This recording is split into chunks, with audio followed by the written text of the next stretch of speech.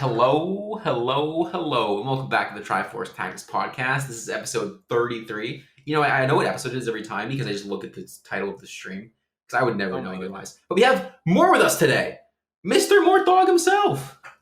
Hello. Glad to be here. It's nice to support these, fun podcasts and good conversations. And so, yeah, it's cool to be here. Sheesh. I don't know why I added like some jazz hands in there. Anyways, I'm your host, SpicyAppies, joined today by co-host RamKev. You want to say hi? Hi, I'm RamKev. That was a bold hello. Yeah, that was an aggressive hi. I like it. Unfortunately, Jirachi cannot be with us today. They're at a concert. There's actually an emote on Twitch now called is it trombone? Tromboning? Is that trombone? It's some trombone emote. Trombone This one. Yeah, it's a good emote. Highly recommend anyone who's not know what it looks like to look it up on 7TV or Franker or wherever you go to look up your black market emotes, because it's a good one and it's very representative of the fact that trombone constantly steals Jirachi from us. But that's okay, because it's life. I think today will be a pretty good one. We're going to talk a lot about competitive TFT. We should get some pretty cool conversations going, considering that the face of TFT, the man, the myth, the legend, can talk about the side of TFT. It's like in my mind, it's like a parent watching their kid at a soccer game, and more just like watching competitive TFT go. And like when you limit. So under that analogy, it's really hard sometimes to not be the over controlling soccer dad, like yelling at the kid, like, "Come on, what are you doing?" Yeah, or like umpires. Yeah, like that fucking red card, huh? Like my kid didn't hit that kid. Yeah. It's like, what are you doing, competitive TFT? Come on. We'll also touch on the LCQ which just happened, as well as some maybe quick Worlds predictions, or just talking about it a little bit. We're still a week. Oh god, we're only a week away. Yeah, next week. It's coming Holy in crap. quick. Coming in hot. So we'll touch on that, and then we'll be good. Anyways, my week's been great. I took some time off last week from streaming. I was just trying to find my groove, I think, after the season's kind of over, and I played Pokemon. I was telling more of this beforehand, but there was one game I came out of Pokemon ready to write a twit log about how I got Mortdog. I was fuming. I will say playing competitive Pokemon made me very grateful for how RNG works in TFT. You can't miss a rock slide in TFT. You can't get flinched in TFT. I mean, fissure exists in competitive Pokemon. That's all I'm saying. Exactly. Yeah. Every move you click, every time you click Focus Blast, you have to take a 30-70 coin flip. Yep. Yes. Yep. And the stuff like that is definitely not 70% accurate, right? You miss at least half your Focus Blasts. Yeah, exactly. If not, fuck it, I miss half my Electro Webs, and that's a 95% accurate move. I don't know. I need to check the stats. Anyways, how have you been doing, Kevin? I've been good. Let's see. Okay, so this week has been exciting. If you look at my LP graph, it's actually crazy. In one day, I went from 1,300 LP to 800. Oh. And it all started. It all started when Nico griefed me in one of my merc games. It was 3-1 and he FF'd. And I tilted off the face of the planet. Ow. I turned off stream, ran it down 500 LP. The next day, ran it down 200 again. It was kind of bonkers. You should. It was. I swear. It's not as bad as Hunter losing 800 LP in a day, but it was pretty close. We were getting there. And then I did that. I played some Genshin. Nice. And Nice. What else did I do? I watched some Genesis 8. Great tournament. And some of Ultimate, but J-Mook, Pongo. J-Mook and Melee kind of popping off. For those that aren't aware, there's this so Genesis is like a Smash tourney, right? It's like one of the biggest ones out there, and there's this like relatively lesser known player managed to make it to grand finals. He was like 20 something seed, and he beat like was he the Sheik player? Yeah, he was the Sheik player. Okay. Yeah, he had some super impressive sets. Like they're like, so IBEW is one of the best players in the world right now, or largely in consideration for the best player in the world. Fox player in losers finals. J-Mook made him look like like a fucking bronzy. It was awful. I only caught grand finals, and they were not grand finals. It was a wash. It was a wash. Yeah. I mean, people were excited that J-Mook beat IBDW, but then like people were like, oh yeah, but he's gonna get free Zane tournament. Yeah. The basic consistency. I was gonna say something about. Wait, go through your day one more time really quickly, Kevin. It will jog my memory. Oh yeah, and my food got stolen today, so I had to order lunch again. So I woke up, got some food, got stolen, had to get the same meal, play some TFT, did some research work. Overall, not pretty neutral day considering the food got stolen, but outside of that, it was positive, so net 0 maybe. I remember what I was going to say. It was actually about your week, not your day, but great to hear about your day. I'm sorry your food got stolen. I was going to say that with the losing 100 P1 day thing, I've heard that you can actually demote from GM to Diamond. Because you can't do it from Master to Diamond. Yeah, it's a known bug. Do it? Oh, I don't know. I think we might have fixed it, but yeah, it is a bug. Oh, but what about going from Challenger to Diamond? Yeah. I mean, if we fix the GM bug, we fix the Challenger bug. I see. But yeah, that was really funny. Like, yeah, we put in the demotion, but we didn't expect anyone to lose, 400 LP in a day. So, and your Hunter.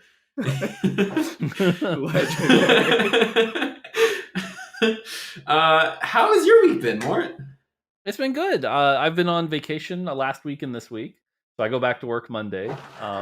Been doing random little projects. Upgraded my stream with Gangly. Been doing some family stuff.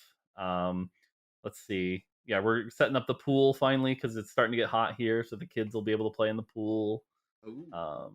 Stuff like that. Spending some time with the wife when the kids are at school. Played Inscription, which was an interesting game. I can't talk much about it without spoiling it because it's a game that can be spoiled. So, but it was an interesting game that I liked until I didn't. So, yeah. Actually, when you talk about Inscription, recently my brother he gifted to me on Steam. And he said you have to play this game, like you'll love it. He knows like TFT. I don't know if you know this more, but my brother is a notorious Cogma Lima one trick. He picked up TFT in set 6, and that's all he did. We played doubles together, and it was painful. But and so he said, "You like TFT? You like this game?" And I tried it, and I was like, "This game is sick." I played it for one night and just forgot about it. So you make me want to pick it back up. I mean, you definitely should play it until things, and then we can talk about it. But like, yeah, you can't talk about it without spoiling it. So mysterious. I like it. Yeah.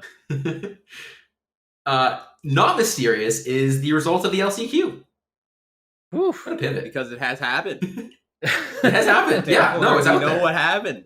The results are out there. So the two players who made it were Jing and Jing and who was the other person? Lucas. Yeah. Lucas, yes. Was Lucas? What region was Lucas from again? I think Lucas is Brazil. Yeah, Brazil. Sweet. Okay. So I can only say that NA must have gotten Mortdogged. I actually have not watched it myself.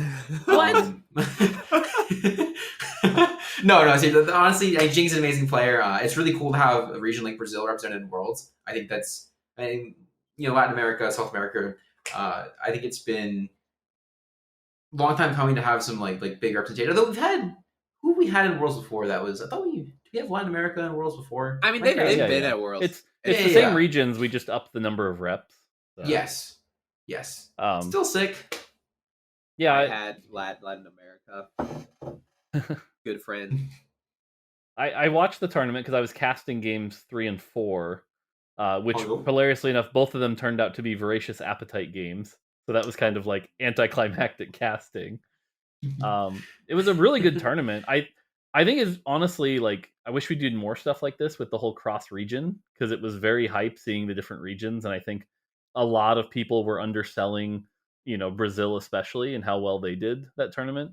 I think both Lucas and Jing have been to Worlds before, so it was not that shocking for them to do well. And then obviously the crazy thing to talk about was how Ramblin didn't quite make it by literally the third tiebreaker because he had that terrible game 3 where he went Voracious Appetite and like couldn't find a 2-star Malice forever. And even that game, it was a tie on HP.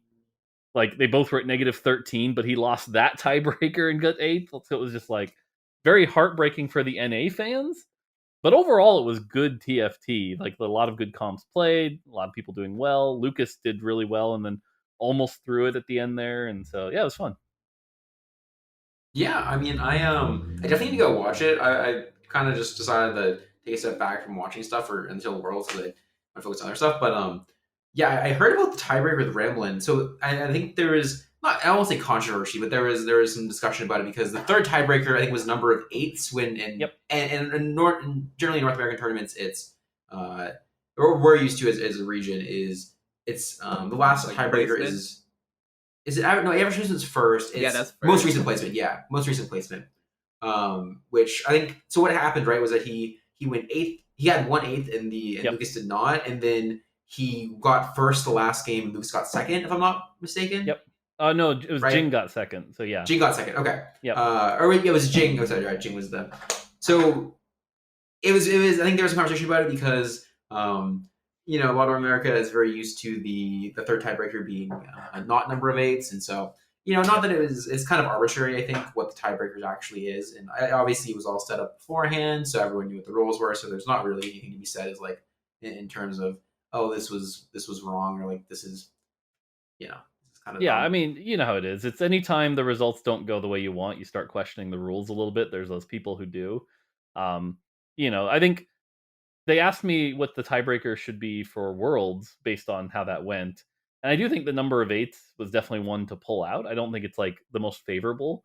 But that's also kind of one of the cool things about competitive TFT is every time we do a tournament that has a really stupid format, cough, cough, RamKev, twit longer, cough, cough. It's like, cool, never doing that again, until like we know not to do those stupid things. And I don't think the 8th was like that bad, but I do think like there's an argument where it's like someone was making the argument that it should actually be the most 8s is good because it means you low rolled and we're still able to come back, and it's like that's pretty debatable. I mean, because like if you go 8, it's not necessarily that you low roll.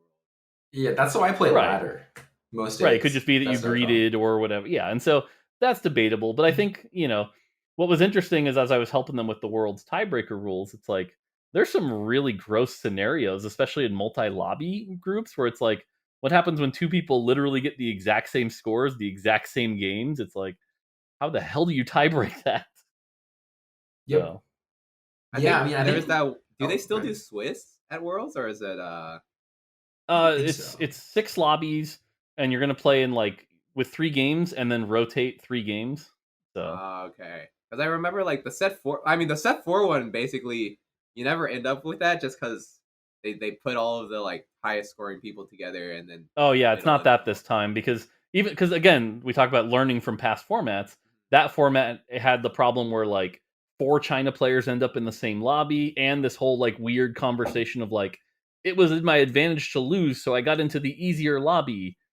Like I think this tournament, all the lobbies are already pre-seeded before anyone even got there, so it's just like you get what you get, and again. That's where the tournaments keep getting better and better formats as we go on, learning from the oopsies.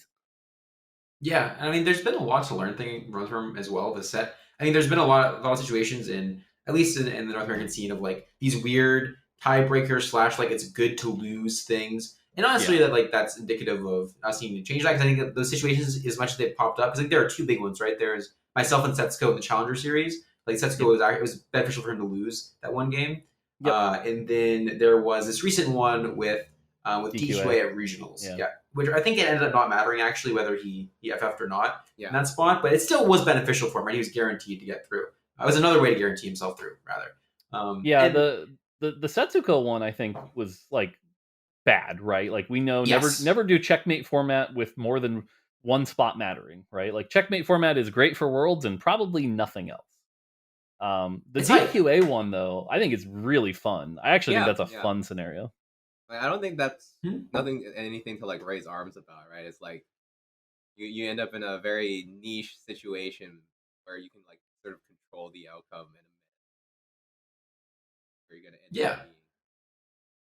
I think it shows how tournament play is even like beyond the game sometimes, right? I think it's like it looks so 5-headed, just fucking FF because that guarantees you to Worlds. That is a cool way to get to Worlds, right?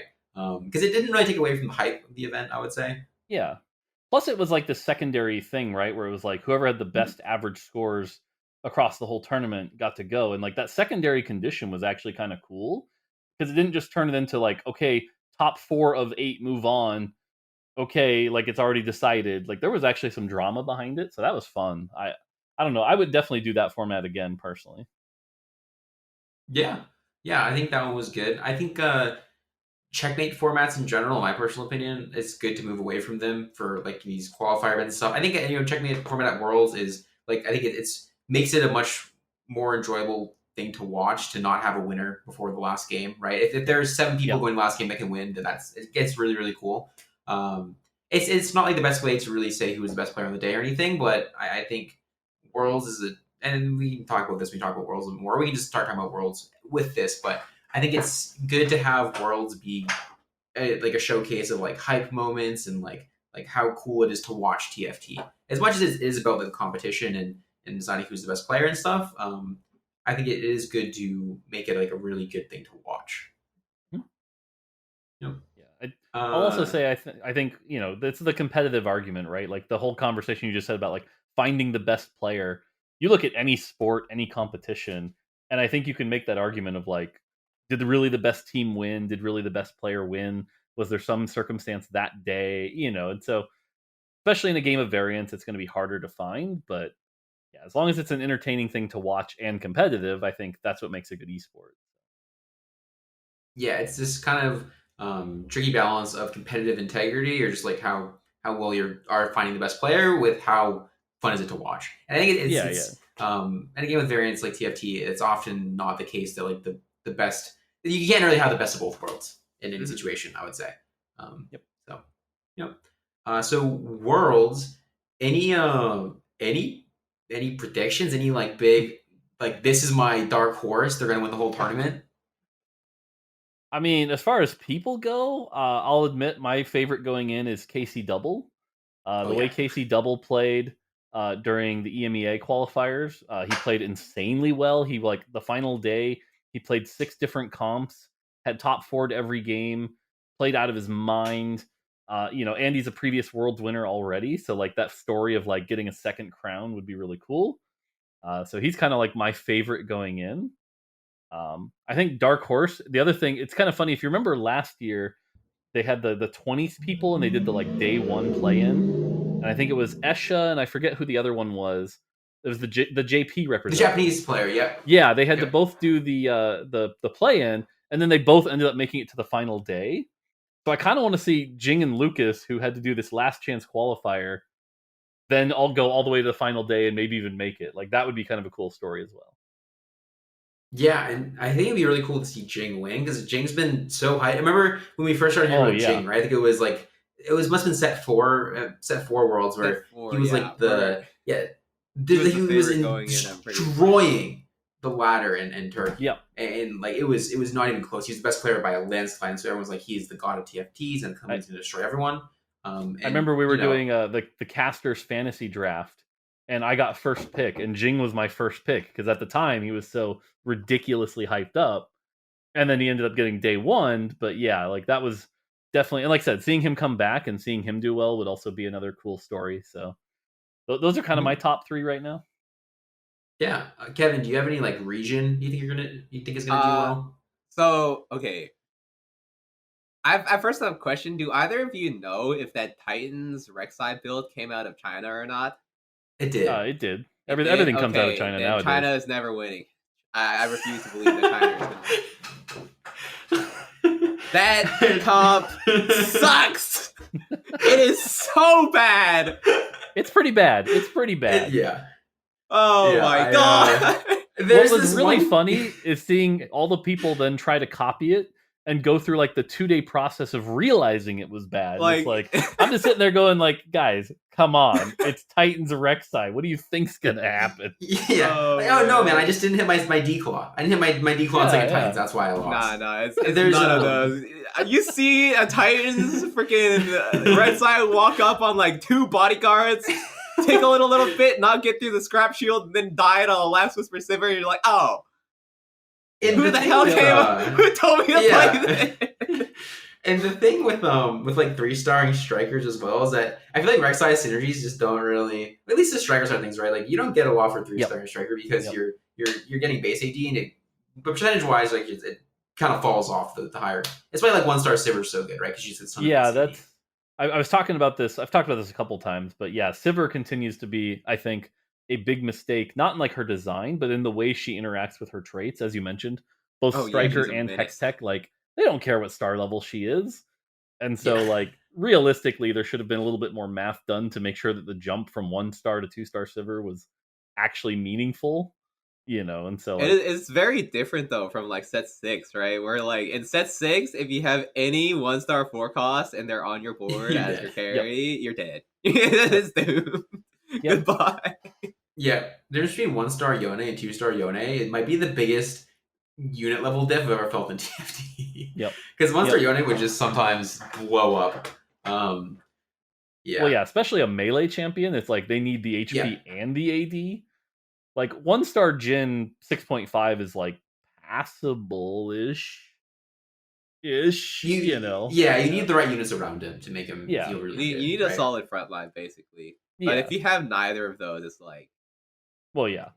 Then it's done. He falls. Yeah. I remember, I knew I said this last week as well, but I remember watching the Casper clip of like the Rek'Sai 1v9, right? And the 1v9 is just like a fight going where Rek'Sai is basically doing nothing, and then the rest of the board is killing all the units, and then they're all left like 1 HP, and Rek'Sai goes around for like 10 seconds autoing all of them. Yeah. The Rek'Sai 1v9 is you have 9 units on your Rek'Sai board and 1 unit on the other person's board, and you win. Nice. By some Yeah. So Kevin does not think China will do well. I think China's always kind of it's always kind of a mystery because I feel like they play so differently. At least and I keep saying this, but like from a North American perspective, right? I said this in terms of rules sets and stuff. They play very differently from us. So I think meta like comps, even just like play styles and stuff can differ a lot. I do have a lot of like. Oh yeah, go ahead, Mort. So this is kind of a dark thing I'm going to talk about here because it brings up some weird questions. But the one thing I'll say about China is they have a lot of regional pride, and I think they're the kind of region that is actually willing to, like, let's say one of their players is doing very well, the other players will actually start to help that player and make them win. And I think that actually gives them a very large advantage because there's nothing in the rules that say you can't do that. And I think a lot of the other regions are frankly too arrogant to consider something like that. Yeah, I that's fair. I think at least if I were to get to Worlds, right, I definitely wouldn't see it as like I'm going to Worlds as I'd see it as I'm going to Worlds as a member of NA, but I wouldn't say like, okay, I'm going to grief my own game potentially to make NA do better. I'd say like this is every man for himself kind of thing, right? But like if I win, NA wins kind of thing. So that's definitely something that that's definitely a region diff.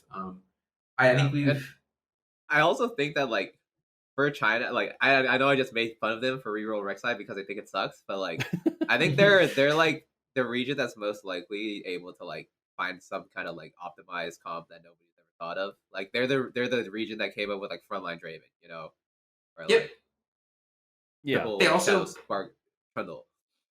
Mm-hmm. I mean, even right now, the popular comp has been the 4-4-2 Sivir, and China was playing that 4 weeks ago. So, and even in their regionals right now, that's what we're seeing played a lot. Now, granted, it's like 50% because it's so populated right now. We're starting to see China shift into innovators as a counter, which is really weird and interesting. But yeah, China just so far this set has been very ahead of the meta. The one weakness so far I think they have is that they also play very, very greedy this set. Like they put all the econ augments as like S tier. If you get a rich get richer in China, they think that's like the greatest thing. And so in a lobby where 6 other players are not playing greedy, that could potentially be their Achilles heel. Yeah, they'll either they just kind of right. They'll either hit and then they'll be the strongest person alive by far, or they will just die because they take 20 damage every single round, the entirety of like stage 2 and 3. Yep. I was gonna say they also popularized because I think like Lucian Vex was pretty popular in NA for a little bit as well, and that was definitely a Lucian. Yep. Right? Yep. That comp was super strong. I will say the best part about Chinese comps are when you go to like the website where they're all listed and you auto translate it, and it says like Dark Magician Lucian, Dark Magician Lucian plus like Magic Man Vex. Like the auto translate stuff is so funny. Well, they give like a lot of nicknames to their comps and units. And so like those nicknames then translate pretty poorly, and it's pretty funny. Yeah. Any predictions for the meta of Worlds is gonna look like? I mean, if you believe the players that are constantly DMing me for B patches, it's going to be Sivir and what beats Sivir. And I think Voracious Appetite Mutant is going to be the big thing. But that being said, every World so far, we go into it with like sort of like our understanding of the meta, and it usually plays out kind of like that, but the comps that end up winning are never that. And so it'll be interesting to see if the people really stick to it. Like obviously Reckoning, it was the Kled meta, and like definitely people were playing around Kled, but Kled's not what won, and so I think that's what's going to be interesting is seeing what's the not played stuff that ends up doing slightly better. Yeah, there was that really cool blitz. It was what was that last? I'm trying to say Blade Master. It wasn't Blade Master, was it? That wasn't a synergy in set 5. Because it was like that. The person that won was like Riven. Oh, the Legionnaire comp. Yes, Legionnaire, not Blade Master. Why am I saying Blade Master? Yeah, it was the Legionnaire in Italy. Yeah, it was super cool. It was a super, super cool build. Yeah, I mean, like the vertical Legionnaires was. I remember that patch was like you get slept on. Legionnaires, free dub. Yep. But, yeah. No, and that's what I'm saying is like that's I think been the Achilles heel of it, like NA and EU is their unwillingness to like play those a little weirder comps that have a lower average but much higher potential. They don't try the wacky stuff. I hope somebody pulls out like the Enchanter reroll. I think that comp is actually like very, very top 2-able. Yeah. Or 8 bodyguard. 8 bodyguard. 8 bodyguard, yeah. Which is actually Exodia. Okay. I think it's the best comp in the game by far. It is. Factually, factually is the best comp in the game. Yeah, it's 8 insane. bodyguards, stick the bodyguard spat on like some kind of 5 cost, and then it's just like someone who scales. You have to hit 8 bodyguards. Yeah. That's the only issue with 8 bodyguards. No, but any prismatic start with a bodyguard crest, you should win. Like, go. It's the grab. My YouTuber today actually is an 8 bodyguard where I ended up with like 8 bodyguard Kaisa and Senna for Socialite 2, and it's just like the Kaisa sitting there with a 2000 HP shield, 500 armor. Like, see you later. Yeah, if you play any unit that I think the best 2 are just Ari and Kaisa because they just naturally scale over the course of a stage. So you don't even need items for them, right? You play an anonymized Kaisa 1 on an 8 bodyguard board, you win the game. Yep. It's so good. It's so cool. I love stuff like that. And I mean, I do agree that NA has been historically unwilling to do that at Worlds, I would say. Like Kevin, I think going to Worlds and set 4 is a kind of exception to that, where he was like one of the NA players who was really willing to play like every angle, reroll every one cost, every 2 costs, every 3 costs, all these cool lines. But there's exceptions, right? But it's like generally on the average. Yeah, like you're saying. Exactly. So, yep. I think the players that were Pledge 2020. Also, like, I know like GV8 is trying to be a bit more rigid. But like Milk tends to find one strat where he like does the same, does the one thing and optimizes it. And I think DQ is pretty similar. Well, in the sense that he like I agree a with lot of the same things. I think Goobums. Yeah, Goobums I could see playing a lot of things though. Goobums, he generally plays pretty wide. I'd say. So I'm excited to see what he plays. When Goobums is at his best, he plays wide. He knows the meta. When he's at his worst, he gets in his own head and thinks there's only 2 comps, and then plays poorly and crashes and burns. So we'll just have to see which Goobums shows up. So, but I mean, his regionals performance if that same Goobums can show up, I think NA has a shot. Yeah, well, we've given him the 8 bodyguard tech now, so he's gonna win Worlds. Yeah, now that we gave Goobums 8 bodyguard, may as well hand him the trophy now. You know? That was the clincher. Yeah, exactly. Yep. I think yes, I agree. I've been playing a little bit of TFT this week. I guess a little more than a little bit, and Sivir definitely feels strong. I think strikers in general feel pretty good right now. I've seen the thing I've been seeing a lot this week is that you just play strikers and every belt goes towards a Zeke's. You just go bow items on a Sivir and you just win. Like it's so best in slot really is 3 Zeke's. Yeah. Yep.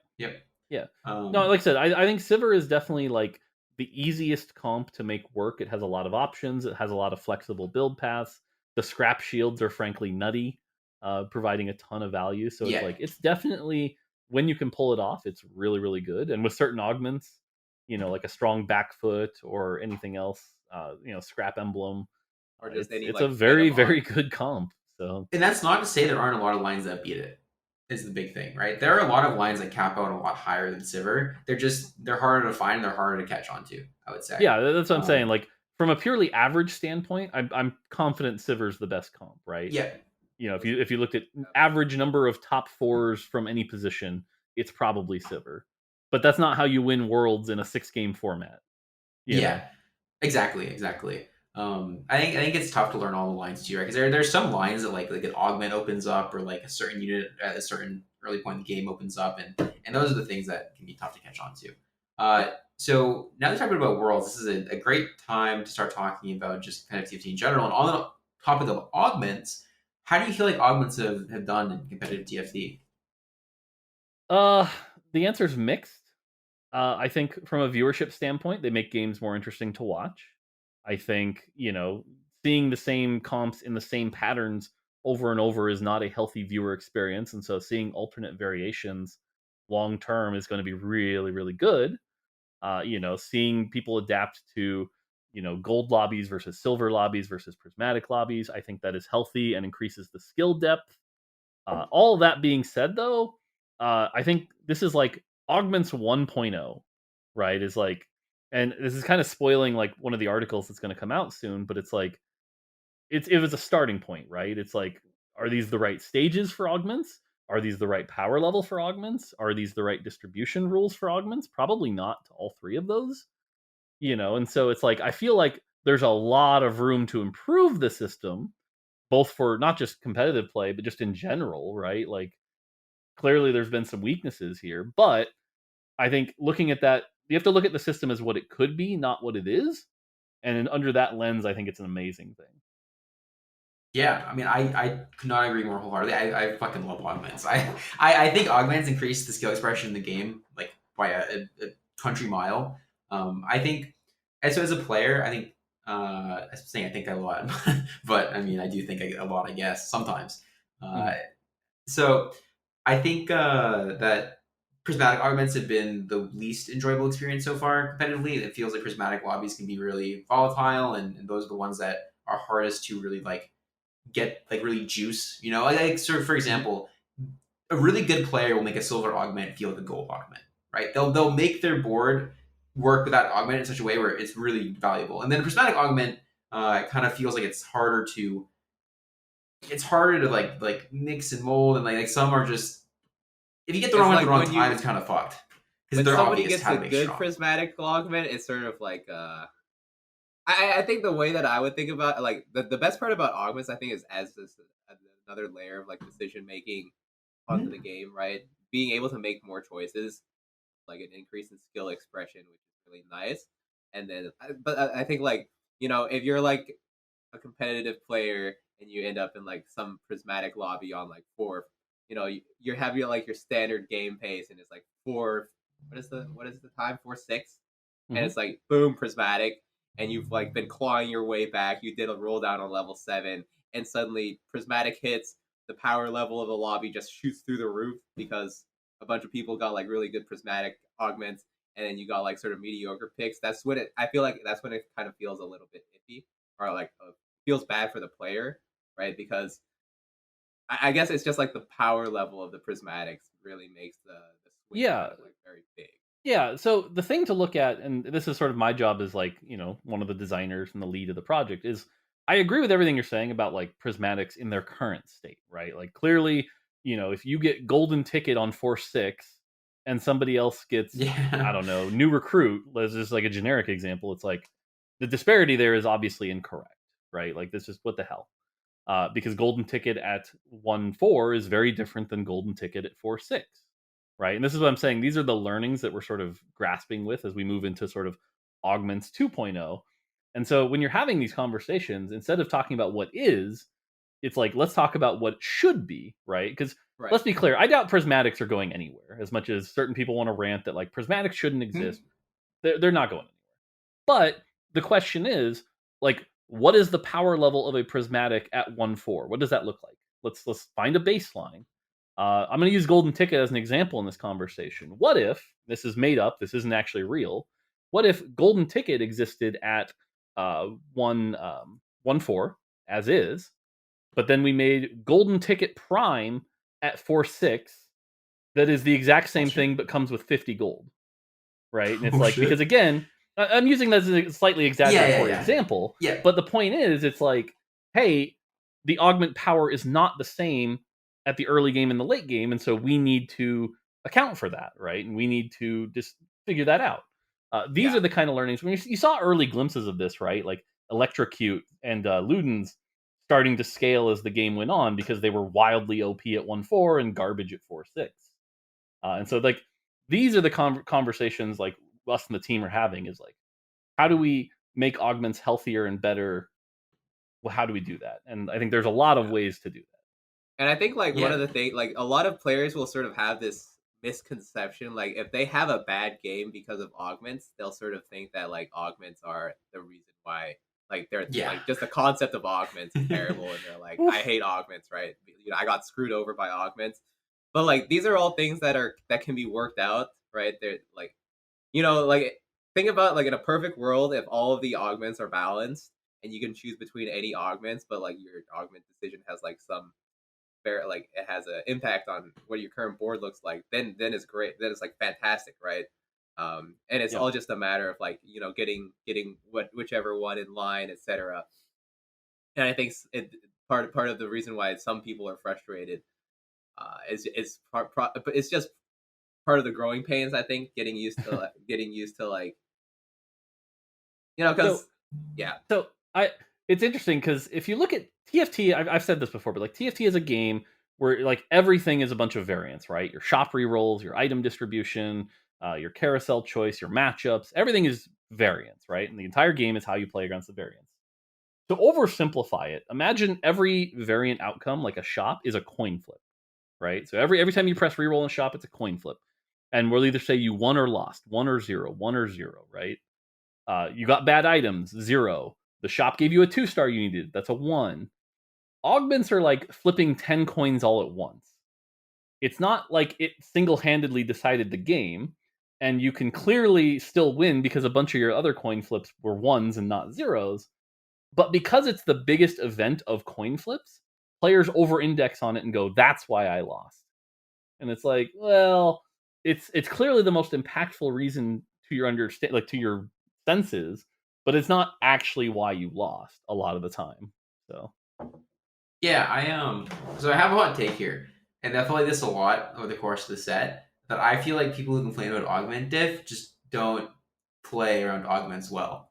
I think augment diff as a concept is a really stupid concept, and it does happen, right? You can get augment diff. Like I think the thing that happens is that over the course of the game, the chance of getting augment diff rises, right? Like I think if a prismatic pops up on 1-4, you are not going to get prismatic diff on 1-4 with prismatics. I think maybe you won't win the game because someone gets a better prismatic, but you will not bot 4 by getting a quote unquote bad prismatic on 1-4. I think you can play your game around it, right? Because you can mold your game towards some plan that works around that augment. well, I mean, to even oversimplify it, right? Let's say I give you the worst augment at 1-4, right? Just the worst prismatic augment, right? I don't know what that is, but let's just make something up and call it the worst prismatic augment.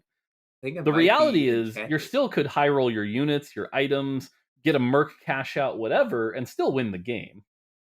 And so I've seen it many times just watching various streamers, right? And so it's like, again, over-indexing on your augments is just the incorrect way to look at the game. Well, yes, I think the other thing too is that the other side of that is that people often don't try to make the most out of their augments. I think the big example of this I'd like to use, because the chat saying, okay, that's not really correct at all. I disagree with that. I think it is pretty correct. So I personally think that I'm one of the best players in this set at playing around augments, right? Because I think there's a lot of cool lines you can play. But definitely, I think NA is a region where it's not necessarily the most flexible region of all time, can struggle with maximizing the use of augments because they look at the game in terms of comps most of the time rather than in terms of like units and their interactions with their items and their augments, right? So if you get an augment, there is no reason not to try to make the most of that augment. And the base example of this, I think, that I often find is like the most obvious example is like makeshift, right? Let's say you get silver makeshift at the end of the game, and then you have an option to meet so let's say you have like an Alawi in your shop and a Darius in your shop. You should always buy the Alawi, right? Because you want to play towards bruisers, because makeshift works well with max HP, and then you'll see people have makeshift like that just say, oh, I want this comp. Let's say like Sivir with Braum frontline is popular, right? So they'll just say like, oh, I'm just playing this Sivir Braum comp, and then makeshift's okay because I have a Braum. When they could be playing like this, 4 bruiser frontline that turns makeshift from a silver augment there into like a gold augment and how much value it gives you. And so people just they're like, oh, then they lose and they're like, oh, I got augment diff. Like makeshift wasn't good for my board here. Well, yeah, no shit, makeshift wasn't good for your board. You didn't play towards making makeshift good for your board, right? So that's my hot take. I know people, particularly and I really like to talk about how augment diff is a really big thing. And again, it does happen. You definitely can get augment diff. Oh yeah, but I think Val and regionals. Yeah, like you can, 100%. The way to like make that less of a thing, particularly at I think prismatics are the easiest time to prismatics and like 4-6 are the easiest times to get augment diff because you can't necessarily change your whole game plan come stage 4 at end stage 4 if you get an augment that pushes you in a different direction, right? Contrary to what you're already going. In prismatics, they are so meaningful that it can be really hard to. If you get a worse one, it can be harder to play around it, right? Yeah. And that's where I think, again, our goal should be not to go, okay, prismatics at 4-6 shouldn't exist. It's what would an appropriate power level and distribution rule of prismatics at 4-6 be to make it fair, right? And like obviously that golden ticket example I used was overkill and not correct, but we got to figure out what type of augments at 4-6 prismatic are okay, assuming it's even at 4-6, right? Like maybe there's an argument that because it's 4-6, it's so late, there's nothing you can do about it. That's incorrect. So, Yeah. Yeah, I think. I mean, I agree with Kumas here in that. Like, I agree that there are some spots in the game where you should not get certain augments, right? But I think it's very rare. At least, and I think third augment again is like the easiest place to get augment diff. But it's not like a lot of people will not try to make the most of their augments, or they'll drop an augment because they're trying to play towards this certain carry, and they'll play this certain board around the carry instead of editing. You can mold a comp. You can mold a comp to make use of stuff. Like so, Scholar Crest is an example here that Goons is using, right? And that so if you get Scholar Crest, one you must have really bad options to take Scholar Crest, right? So you're planning on playing for first, but you can maximize the value of Scholar Crest. Play, like find a way to fit Scrap on your board so you get 2 more components worth of value. And then use that Scholar Crest in some, you get Scholar Crest and you Prage. Oh, actually, you can't get Lifelong Learning second. So let me talk about Scholar Crest for a minute here, because I think that's actually a really unfair comparison that I think a few players have overly shit on. But the reality is, in 6.0, Scholar Crest was fine, right? Because Janna was Scrap, and so it was like, cool, you're getting +1 Scrap, and so it's a fine option. It existed, totally fine.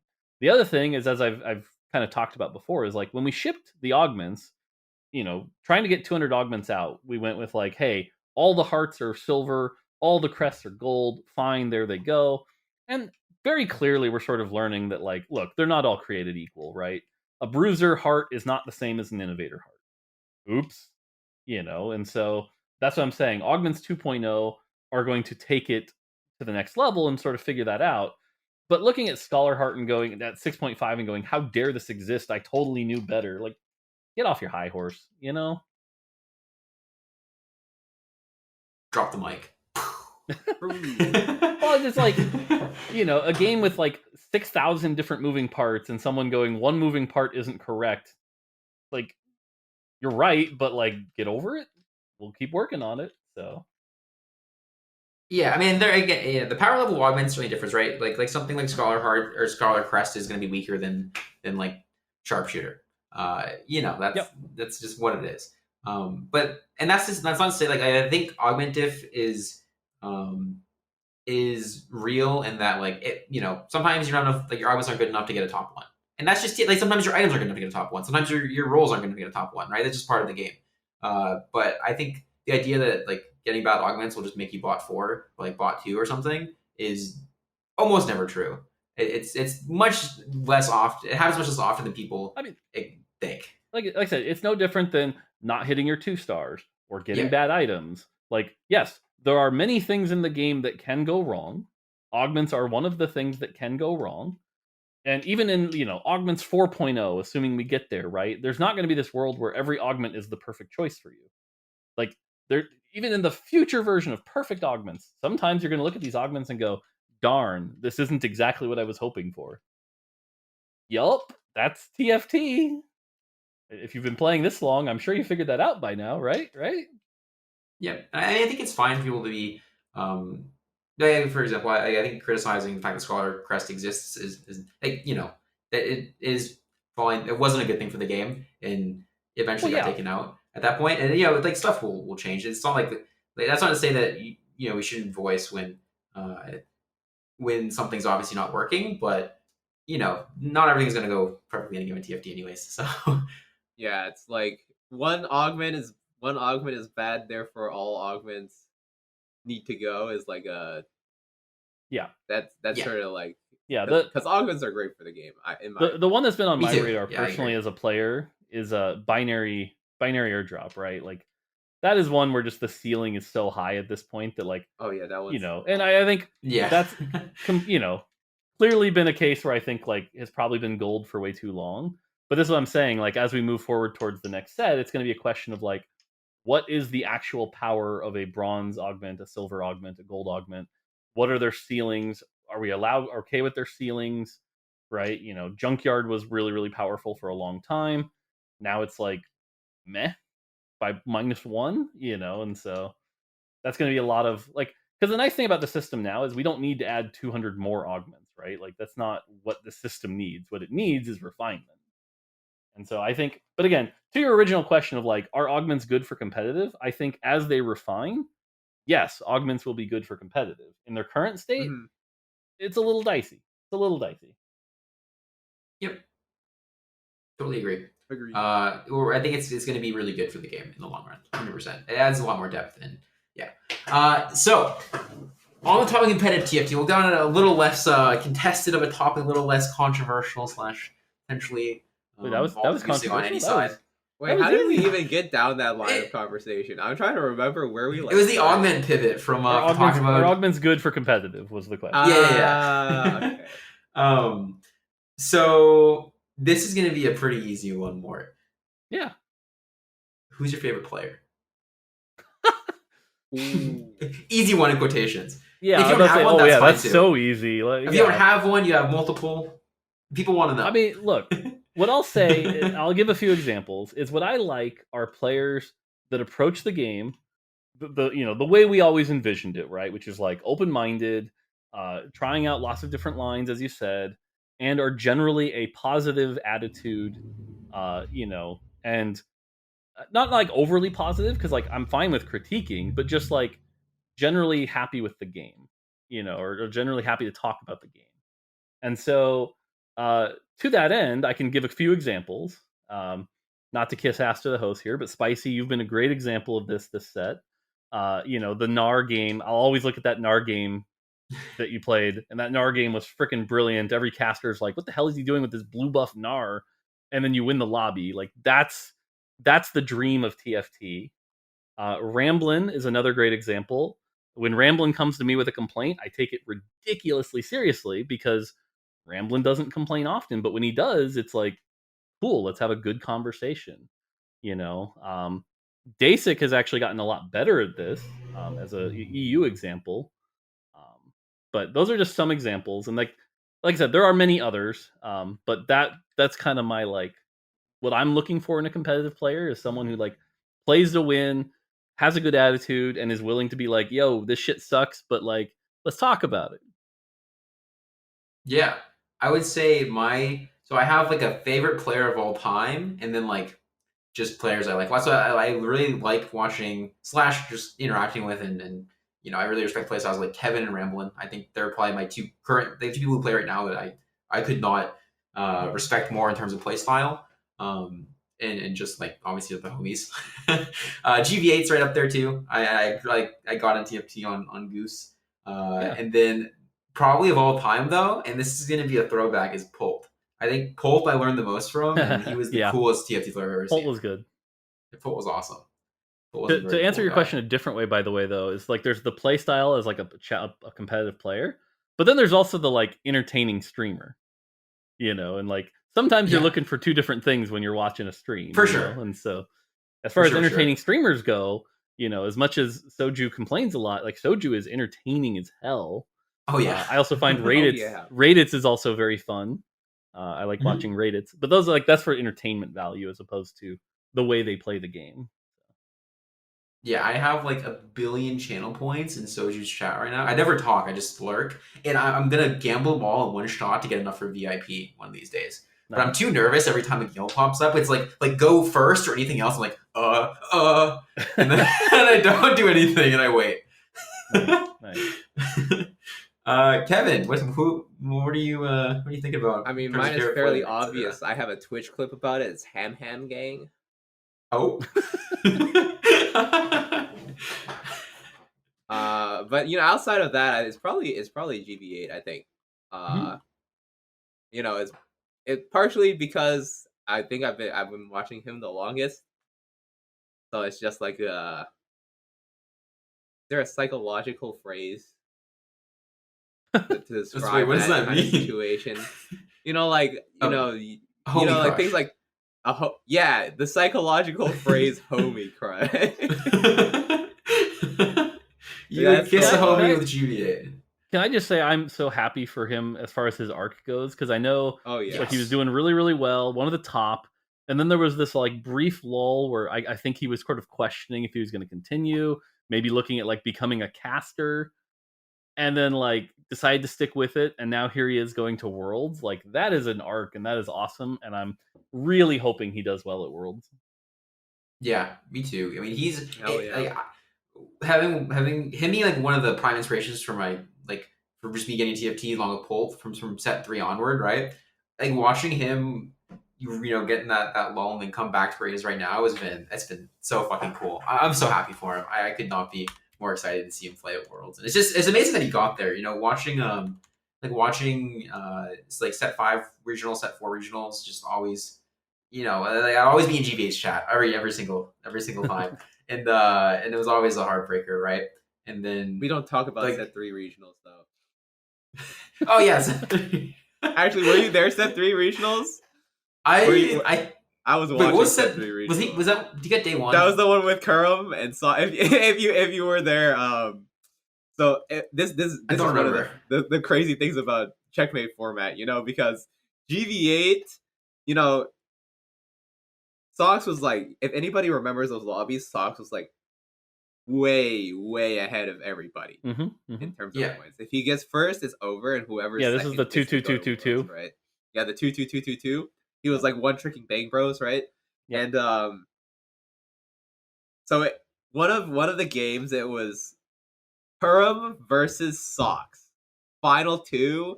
GV8 sends Kurum a DM, and you can see it on the stream.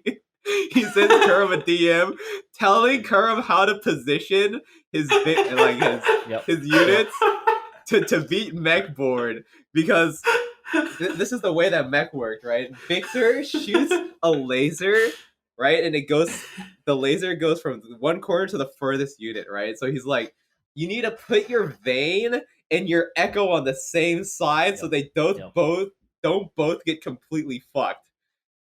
And so he messaged him that, and then Kurum ended up winning that game, and then we got Opos. Wait, no, who did we send?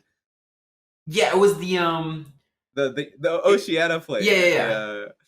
Yeah. Him and Sox is a Bang Bros 20 out of 20 player, or like almost 20 out of 20. Yeah. Yep. That's that was insane. I didn't know what the Oboe, DM. yeah, Oboe. in the before times. God, I just remember reading that. I was like, Holy. oh my god, wait, is this like cheating? Is this like Mid-set coaching. Mid-set coaching. Which It's like the the answer Hungry to that Bucks I thing. think was yes, but that was one of those like, oops, I don't think anyone had put that in the rule book yet. Oh, did I actually miss that to Kerm and mention that to someone else? Yeah. My bad. Oops, I meant to send that to random dudes. Random friends dude, list. dude 69. Yeah. Yep. What were you guys' favorite set? Like you know, not so maybe the format wise, but favorite set is in how the best tournaments for you to watch, and then like the best worlds. It's funny, and this is going to sound generic and fake, but it's not. I actually think every Worlds has been getting better and better and better. And, it's worked out. Because keep in mind, checkmate format can go horribly, horribly wrong, right? You can get that scenario where it's 9 games in, and then the guy who was in 7th place ends up getting a first and winning it. So it has the potential to go horribly wrong. It hasn't yet. And so far, every Worlds has been the best player wins, and they win with style, and they win with a really cool comp. Because set 5 Worlds, I think that 8 Legionnaire Nidalee game was just S+ way to end the tournament. Before that, it was what was it? Set 4. JG, it was JG Kale. 8 Legion. Yeah, with the really good positioning, Yes. the insane positioning that he shouldn't have won that game, but he did. And so Zaiku. Oh wait, who was it? I think Zaiku lost with a Samira too. Yeah. Is that the Yeah, person and so- that Bryce always talks about? Yeah, I think it so, is. yeah.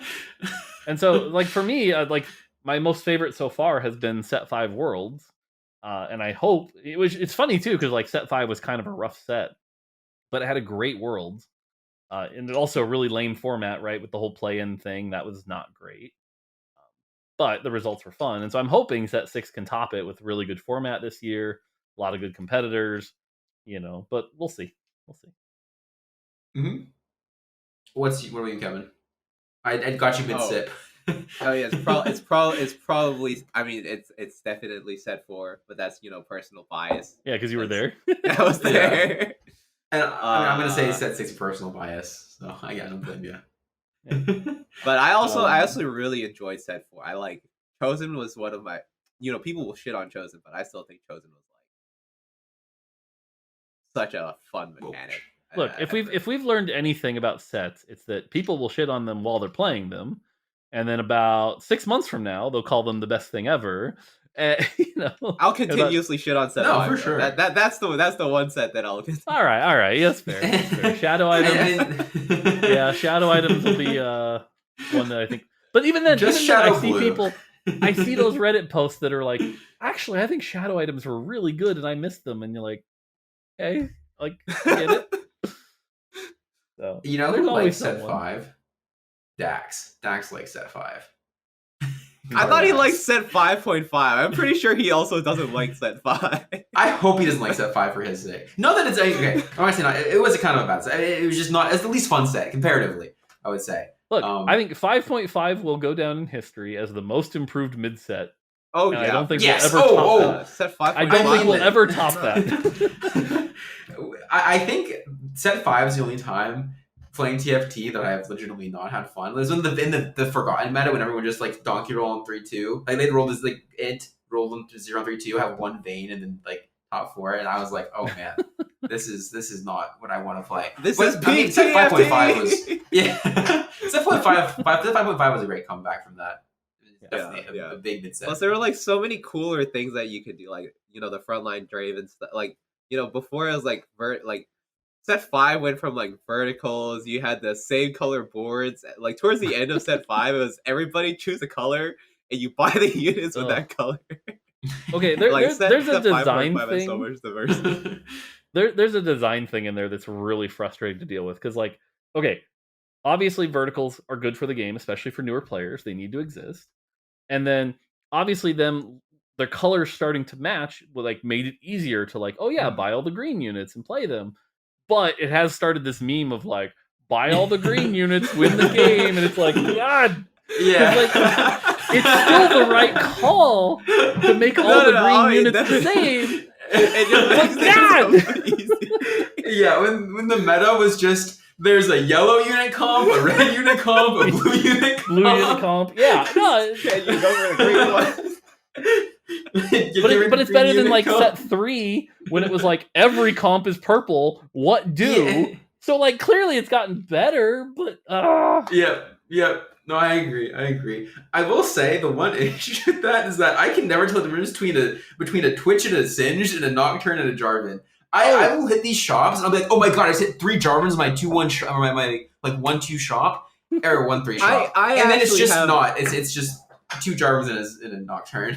I have a very pressing question actually. So I think did the portraits for like Twitch and Zach get greener going from set 6 to 6.5? Is that because of Debonair? Yes. Okay. That's insane. Okay, great. Notice that, Kevin. Great. Yes. Holy Thank shit. goodness. Okay. Otherwise, I'd be going insane. Otherwise, they got changed, and you're exactly right. It's because the Chemtech and Debonair lines were looking too similar, and to help people in the shop distinguish, the artist made the correct call to make Chemtech more green. So, yep, good eye to detail. Wait, that's insane, Kevin. Yeah, I remember loading into PvE and I saw the Twitch portrait and I was like, what the heck is happening? The Zach one was the one that did it for me. It's like he went from kind of green to like super liquid green, like Kool-Aid Man green. Like wow. Okay, I'm gonna look at VODs now and then be like, how did I not notice that? And it's one of those things you probably just don't notice in the moment. You're like, just load up a YouTuber of anyone from like 6.0 and just like wait till the shop shows a Zach or a Twitch. And you'll notice it. Yeah, it's very. Yeah. I don't know. To me, I was just like, "Oh my gosh!" It's like this game is completely different. It's a whole new. Forget new units. These green units are crazy. Yeah, someone in chat just said I should have lied to you and just made you doubt yourself. No, Kevin, you're fucking crazy. Like that did not happen. you're a bad man. It's always been that green. Oh my god. I guess he was more of like a slightly congested booger before, and now he's Kool-Aid Man for sure. Yep. Wow, I feel like my whole has that ever happened before between sets? We're getting better at it, so I don't think that's ever happened before. But like I said, we're getting better at it, and the team's kind of realizing like how to do it quicker. So this time we were able to get those in. Gotcha. I feel like I for a second I was second guessing myself. Like look back at a set and be like, oh yeah, lots of 3 cost here, and then it's actually just like an Oriana or something, like a totally different unit. I just didn't notice. My favorite was that blew mixing my up mind. Garvin and Mordekaiser, the Dark Star purpley guys. Yep. They were so purple and so dark. I was like, I can't. Yeah, Dark Star was the worst we've ever done at this. So here's a big one, Mort.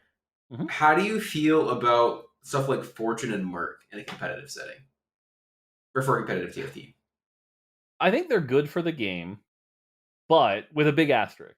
I think, for example, having these like high risk, high reward scenarios is healthy, right? I think, what was it? Spencer, for example, pulling the Draconic play to get his spot to World because he knew it was his only out.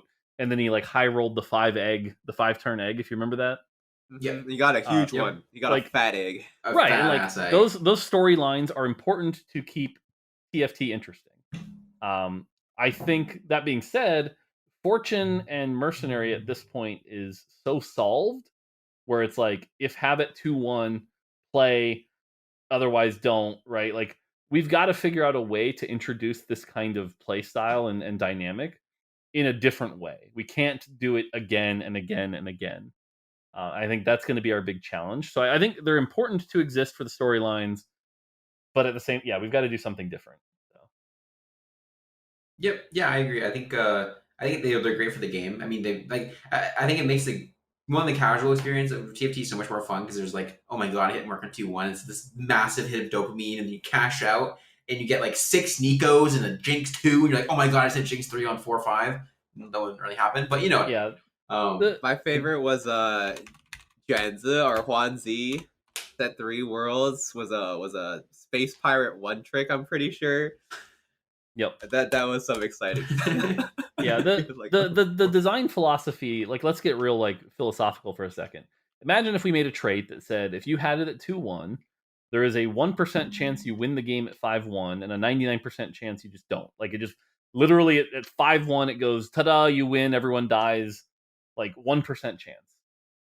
Technically balanced. Is that good for the game? Hell no. And so it's like, start moving that slider. Well, what if it was like 10% chance to probably win the game, but 90% chance to not to? Is that okay? And like right now it feels like mercs is close to like 30% chance to like top 2, 60% chance to not, or in a really skilled player's hand, maybe it's 50-50. But is that okay? Is that difference healthy?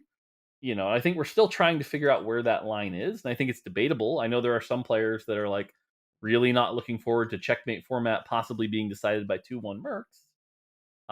But I actually think there's a possibility that could be really interesting, where it's like checkmate format, one person gets mercs, but everyone forces them out, and then actually the player and then who the Chinese player in the lobby overforce against them.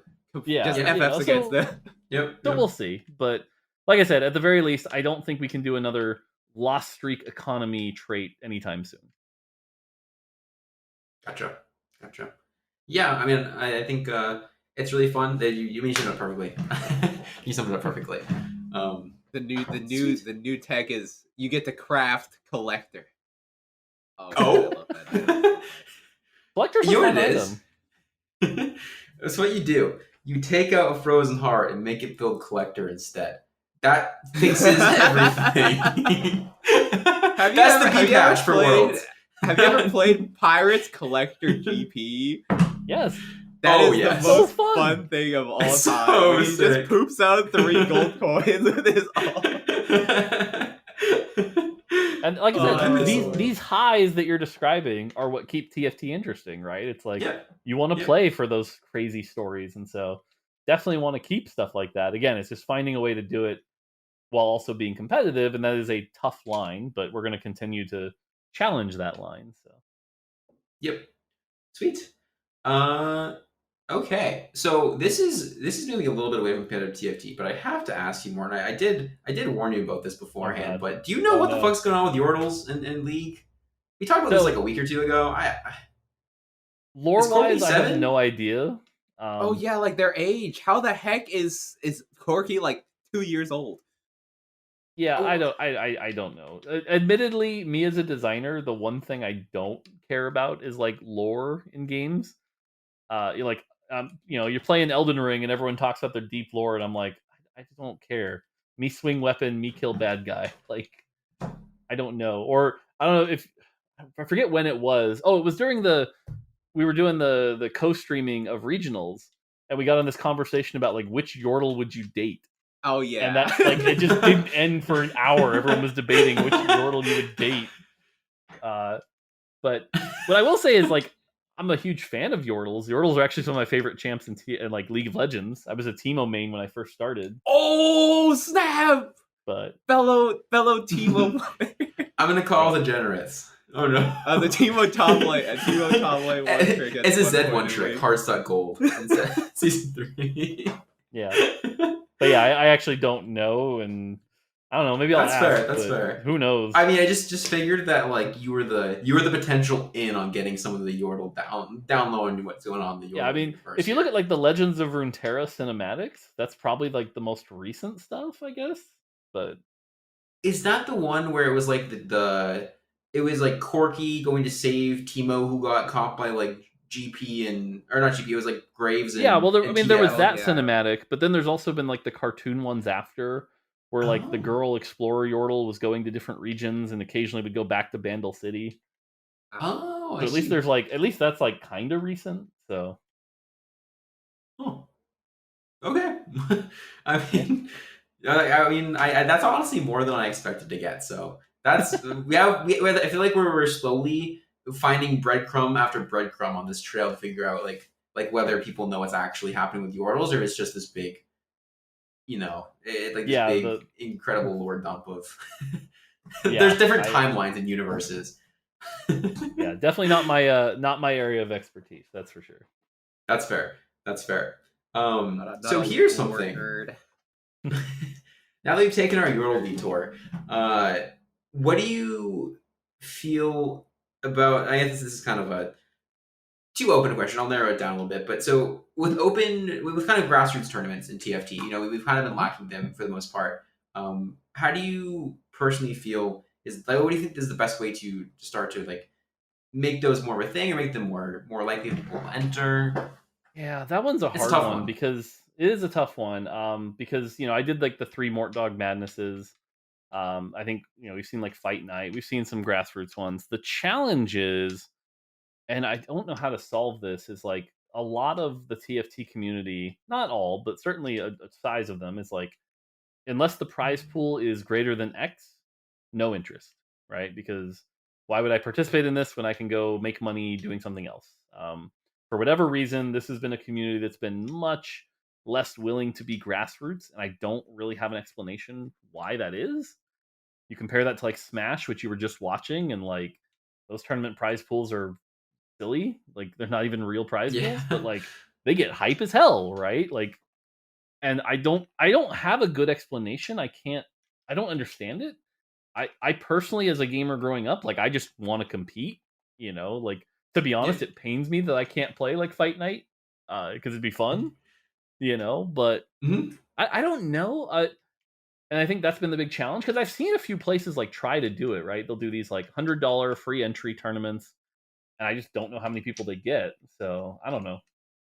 Yeah, someone in chat has mentioned this. I think a lot of it is that like a lot of people who play TFT came from League, right? That's no surprise. Really, they're the same Sure. client. People moved over, migrated over. I think that maybe there's just partially, and it's not obviously the full reason, but there is a little bit of an expectation that like or I guess it doesn't feel like there's a lot of grassroots league stuff necessarily. If you want to play casually competitively, you can do like Clash. There's and then like Yeah.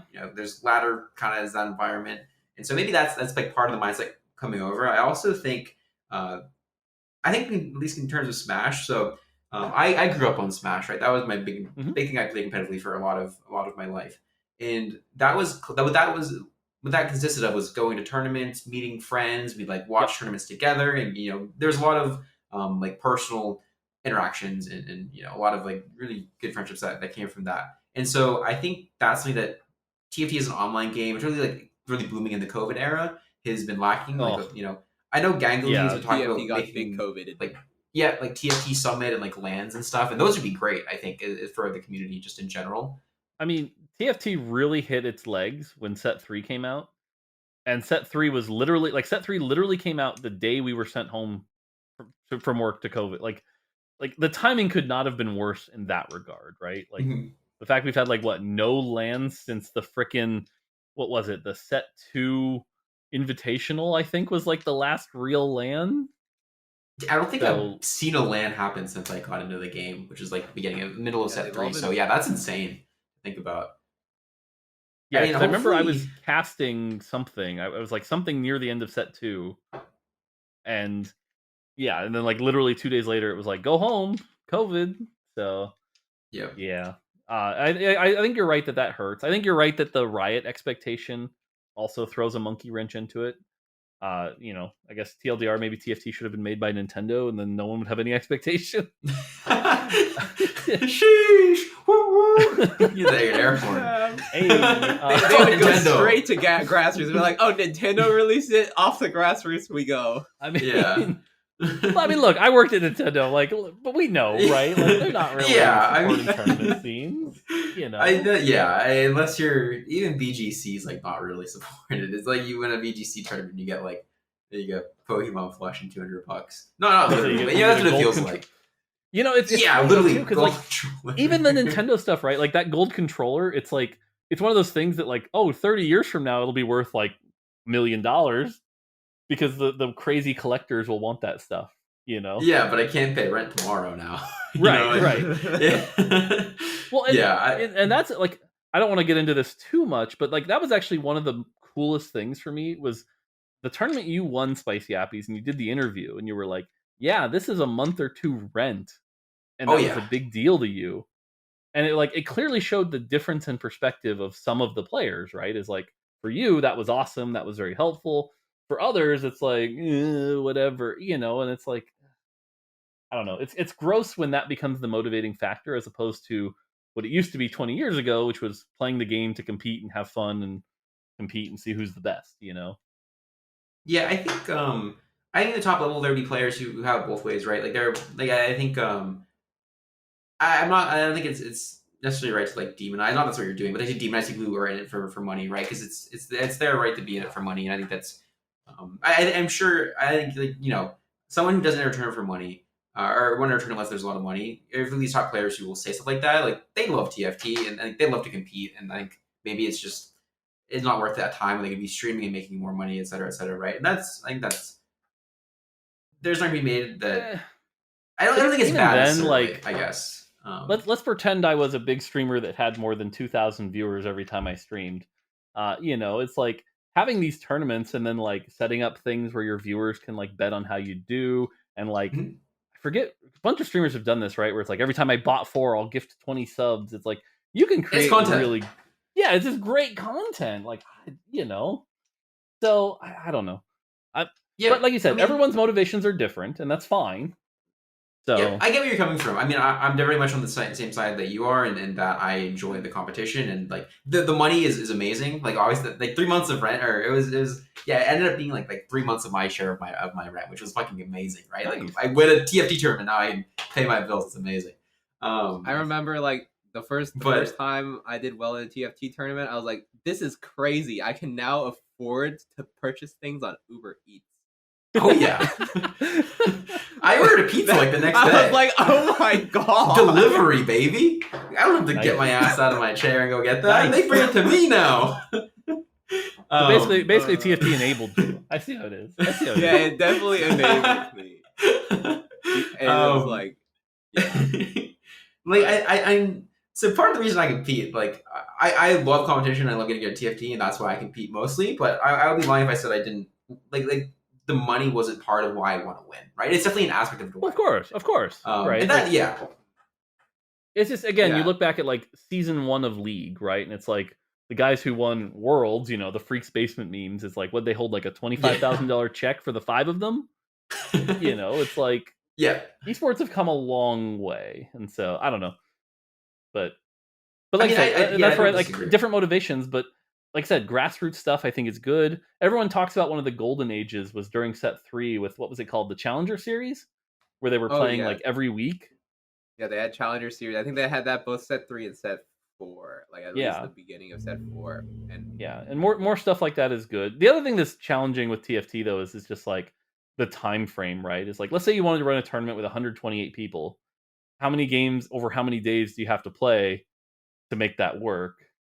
Yeah, that's hard, right? Where it's not like a fighting game where it's like you and I can run a best of 3 in 8 minutes, Get your ass whooped in 2 minutes flat. Yeah, you can't play a 2-minute game of TFT. I think that's also a big contributing factor, right? That people don't want to dedicate their weekends or something to 6 hours of TFT when they could be playing ladder. Which, I mean, I'd be down too. Just get a circle of 8 computers. Big circle. But at a LAN, I think it'd be sick, right? Because that's the thing, right? Like, I'm down to spend 8 hours at a Smash tournament, but I wouldn't spend 8 hours in an online bracket. Oh my goodness, I just thought about it. Think about hologram technology, man. The future of TFT. You have like Yu-Gi-Oh, but TFT? Yeah, Yu-Gi-Oh, but with Monster Yeah, I mean, I think... how sick LANs would be. Exactly. I think... Even maybe at a casual level right now, like people would rather spend their weekends playing, or at least I think there's a certain threshold, like someone who's getting into Masters and trying to get better at the game, like maybe like mid to high Masters, like low GM, mid, somewhere in there. They're like, okay, I want to start playing tournaments because I can realistically start playing these bigger tournaments.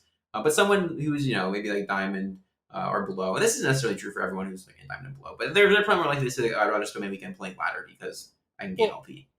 Yeah, and this is actually a like much deeper conversation about like where games have gone in the last 20 years, because the idea of a ranking system inherently messes up your view of where you are, right?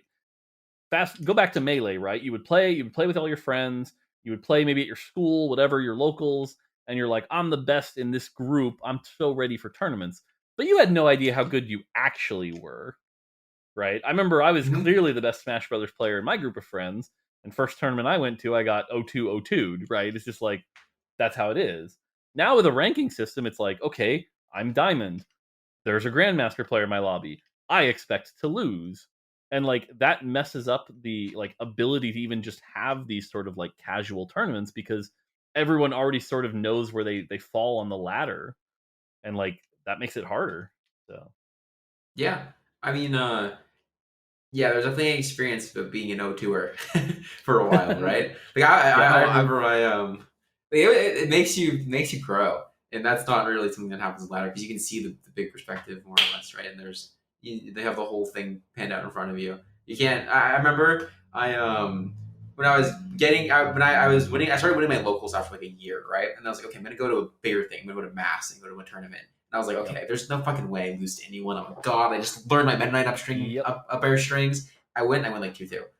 And I was like, oh, wait, maybe I'm not that good at Smash. see, for me at the age 17 to 18, 19 range, I was into Magic at the time.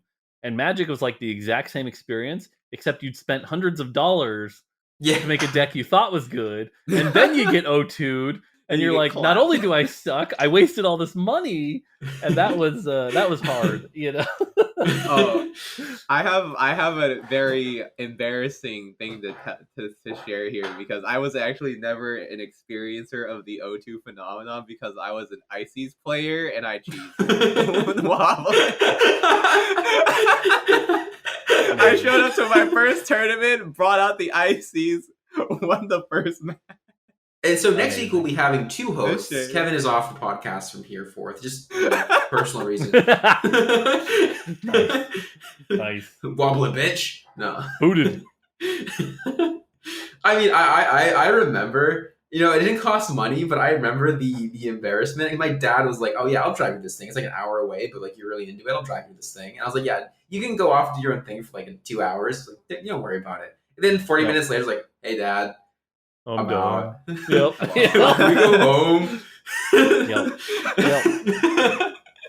Yeah.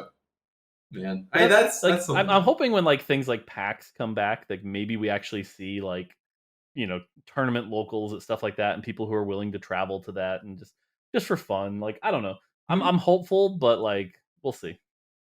I remember Gangly was talking about the idea of, and this is very much an idea in this stage, right? But the idea of like a TFT summit or something, which would be really cool. I think even just like seeing top players interact in person can help the community. Yeah, for sure.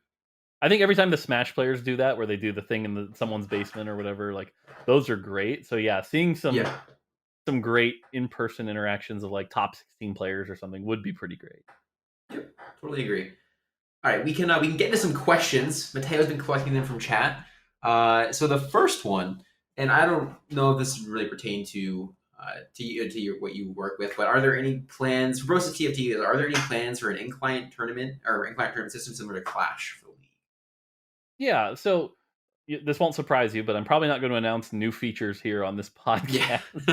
Yeah. What I will say is our vision for TFT has always been that, kind of like poker, it's the kind of thing where someone from any skill point at any level can have a chance to compete and then sort of have that dream of rising up, right? Unlike League of Legends, where it's like, unless you're Diamond, you're not going to be able to like, Diamond's underselling. Unless you're like Challenger, you're not going to be able to get to a team, whatever.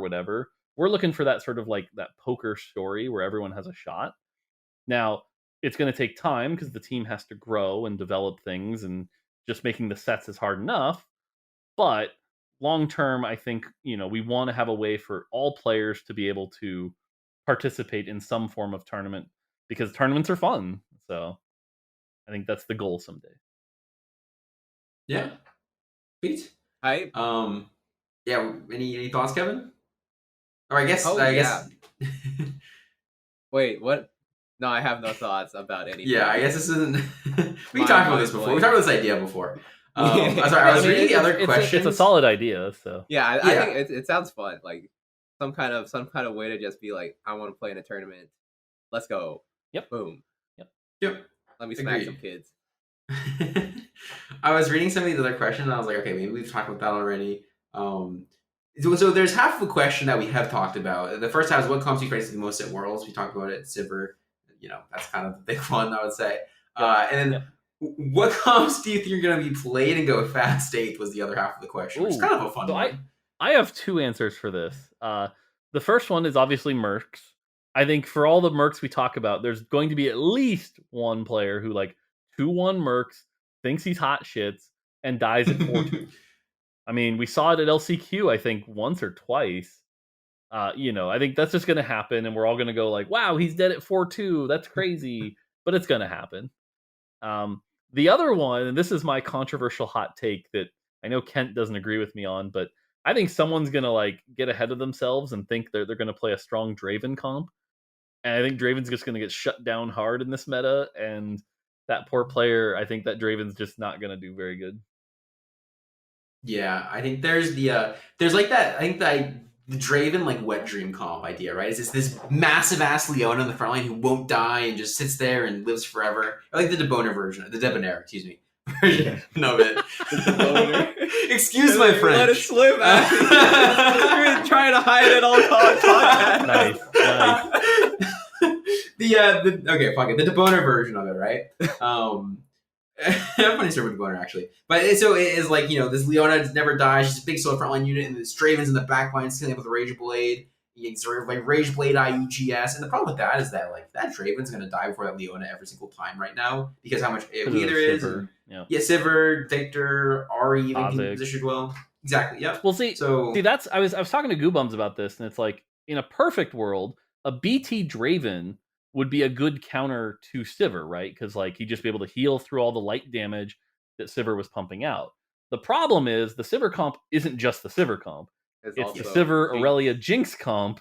And when you have all 3 of those, you ain't healing through shit. No. Or if they don't have the Jinx. A unit with a 4 scrap shield, and you're just hitting that one unit while everything else around your team is dying, and you're like, oh god, no. Yeah. And you're either running, if you don't have the Jinx or you're running 4 scrap, you also have this fucking Frozen Heart Echo. Some cringe. Just on top of your Draven. Can't play the game. Yeah. And you can't frontline the Draven because what are you going to do? Put your Draven in front of a bunch of strikers and have them get stolen out by watch a Jarvan 2 killer. And that's one of the challenging things about balancing TFT, right? Is it's any individual champion in the 4-4-2 comp in isolation is not that OP, right? Sivir in a 6 hex tech comp, fine. Probably fine. Aurelia in a 4 striker comp, not that bad. Jinx in a twin shot comp, probably fine. But it took a while. China optimized this 4-4-2 build, and it's turns out the combination of all of the above, though. And how do you start to unwind that where it's this exact combination of units is ridiculously overpowered? That's a balance challenge for sure. Yeah, I think all of the strongest comps in TFT have always involved multiple carries. When I think about a successful Draven board, it's not Draven per se. It's I also have items on a Kai'Sa, Zeri, who can AoE damage, while my Draven looks pretty over here with his VIP bonus. Which I mean, to be fair, it's healthy, right? You don't want a game where as soon as somebody gets a 3-item carry, they win the game, right? That's not what you want. And so the fact that Draven does need to then cap out around Kai'Sa and Zeri, that's great. That's healthy for the game. I think obviously the big blunder this set was the Warwick, right? It was 3-item Warwick. Who cares what else I have? See you at the end. That's definitely not what you want. And so even Sivir right now, Sivir by herself is not doing it, right? It's the combination of all of the above.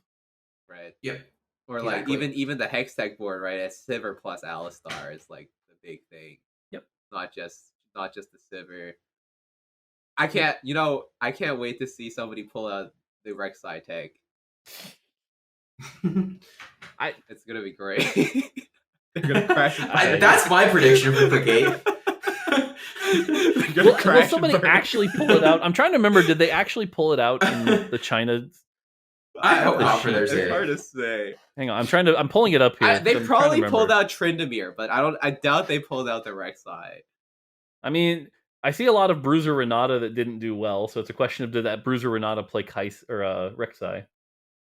Yeah, I don't think anything marked as Rek'Sai, but if you think about it, Rek'Sai is like the worst unit of 3-star because 2 out of 3 synergies just don't work with extra. Like, don't want extra star levels, right? Yep. Like Bruiser gets worse at star level. Like percentage wise, yeah. I go, why would you reroll Rek'Sai of all units, man? Yeah. Reroll Vi 2 cost. I mean, Vi 2 cost was a Woke Brawler reroll. But... Maybe an Elderwood mutant. Maybe. Something like that. Maybe it's possible. But you don't play like. Yeah. But then you're not Titansing it because you already have enough armor and MR. So like, I don't know. Yeah. I mean, my favorite is you go Elderwood and you slam triple Spark cast it in. That's the greatest. I've seen Kevin do this on stream. It's the greatest thing of all time. And then you put it in front of a Blitzcrank and watch it die immediately. Will the Blitzcrank hook still go off there? I think it does. Like, they'll still hook the unit in? Or they just get, like, I don't think I've seen the Blitzcrank just straight up die from the spark damage. So maybe that's why the hook still goes off. Sorry, what's the exact case? Triple getting spark. Killed by triple spark. Common interaction. I mean, it won't do enough damage, but there you go. It won't do enough damage because it's percentage based. So I don't think so. What if you go 6 sparks? I mean, eventually enough sparks will kill him. What if then you the put question is, why did you build 6 sparks? To kill the Blitzcrank, obviously. Sparks and put them all around one Galio. Eventually. You build 6. You build 6 sparks to kill the Blitzcrank to protect your corner bait or your corner unit. Exactly. You won't need a QSS if you use 5 extra cloaks and 5 extra rods to make 6 sparks. Thinking outside the box. Easy workaround. Problem solved. Now you just have to find some way to deal with the Frozen Heart Echo. But you just build 6 more sparks in your back line. On the back. All right. So here's what you're gonna do. Next stream, you're gonna build as many Ionic Sparks as you can on an assassin comp. Let's go. I'm down. Oh, Mort, you gotta. This is the funniest thing I've ever seen in my life. This was so I was coaching someone and one of my friends in set 5 or set 4.5, and this person in their game had this. They were like diamond. This person in their game had Sinspat RFC Spark Cannon. When this was an RFC was still like an extra 3 4 X's of range. So this cannon would jump back and it would ult nothing and spark nothing. RFC griefs so many units. That'd be another like fun competition for content. I was watching like Asmongold do the like transmog competition. Have your viewers do like build the worst comp with 8 champions and 8 items. What is the worst comp you can come up with, and then judge them? 6 sparks. Oh, you know what? 6 sparks. No, 6 sparks is so good. You know, the more sparks, the better. On like, what a great item. What a fantastic item. Just watching things blow up. Wait, we need an augment unless you put 6 items in one unit. We need 6 shadow sparks, and next to like a brand. And Trundle. I mean, we got Radiant Spark, right? Radiant Spark.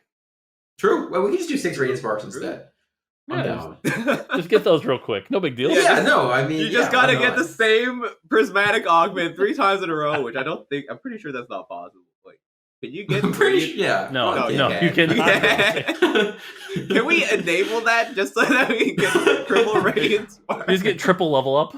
This actually leads us into our last question, which is, when will we hear the news with the Worlds for Fun patch?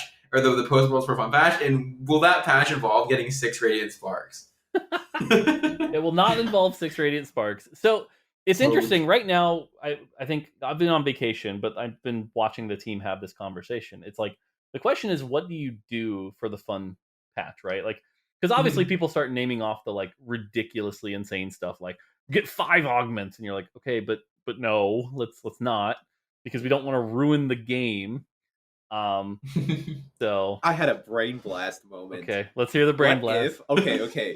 You have prismatic lobbies, but the only augment that they can get is golden egg. Oh, so everybody has a golden egg. Nobody spikes off of the prismatic augment until it hatches. So this won't surprise you, I hope, but you are not the first person to have that suggestion. Oh my goodness! Many people have been like, eggs for everything. everybody. What I will say, and I can announce this, is like 12.8 is the next patch. Because Worlds is being played on 12.7. 12.8 is the next patch. 12.9 will include the for fun change, whatever it is. So you'll hear about it probably very quickly because it'll go on PBE. And then it'll be live for 12.9 and 12.10. Because the thing is, if you remember, 12.10 is when Set 7 goes to PBE. So by having it on 12.9, everyone gets to play it for a little bit before everyone who wants to go play PBE. Because we did that last time. This was the 2 Radiant items, was the Set 5 one. We enabled it a patch earlier so that everyone could enjoy it. So, yeah, that's the thing. 12.9, 12.10. 12.9 is when it'll be out, but you'll hear it a little bit before. If we go with the one we're thinking of, I'm excited for it because it's not like insanely warping, but it's like fun. But we'll see. Sweet. Yeah, I think this is the first time I've ever been really excited for a fun patch because I feel like every other time I've had like a really bad competitive season. Like I just want to like be a sweaty, mad grinder at the end of a set and be upset with myself and gain LP until I don't and be mad. And now I'm like, I'm pretty happy with how I did. I'm gonna play TFT for fun. Go figure. So I'm excited. I'll be honest with you. Between working on the game and the challenger push I did in 6.0. I was close to burning out. So 6.5, I got to Masters, and then like whenever I want to play a game, I'm just like, I turn on the TV, I jump in a normal game, and I'm like, what's the stupidest thing I can do? Let's go. And then I send pictures to my Discord where I'm like, hey, look, Alawi 3 carry, and I'm winning. Neat.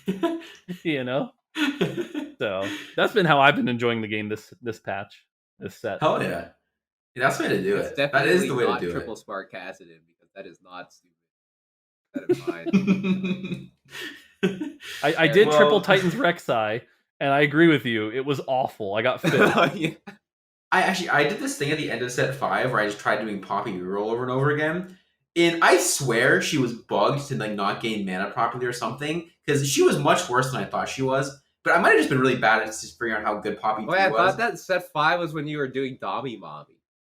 I did, or was it set 4? No, Poppy was in set 4. No, in set 5 I was definitely looking for Poppy. I did Dobby Bomby, which was Sinspat Leona 3. It was really bad. Go figure. I went 7th. Well, I didn't go 8th.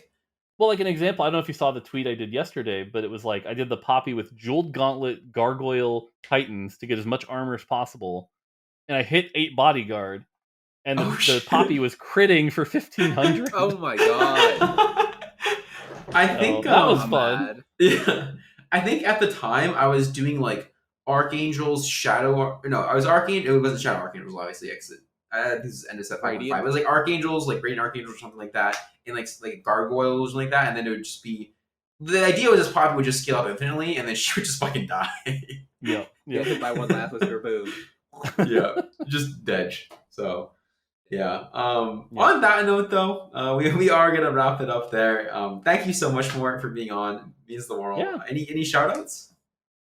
I mean, shout outs to all the TFT players who enjoy the game and are positive to the community. Because as much crap as I have to deal with sometimes, the reality is like 96% of players are actually super friendly, super awesome. So shout out to everyone who enjoys TFT. Shout out to all the other devs who work on TFT who might be listening, because as much as I sometimes am the face of TFT, it is not a one-man show. It is a team effort. There are a bunch of hardworking devs who work their ass off on the game. So they all deserve a lot of credit as well. Shout out to my mods, my family. Shout out to you guys for having me on. Shout out to Diet Pepsi for... No, I'm just kidding. For being the low-calorie alternative. Yeah, I think sweet. That's it. So. Sweet. Well, again, thank you so much. Thank you, Kevin, for being a great co-host as always. Thank you, Mateo. And fuck you, Jirachi Trombone. I'll say it. I don't care if you broke your elbow. Catch you next week. Get wrecked. Bye. Thank you for listening. Pepperonis. And make sure to like and subscribe and whatever people do. Bye-bye. Nice.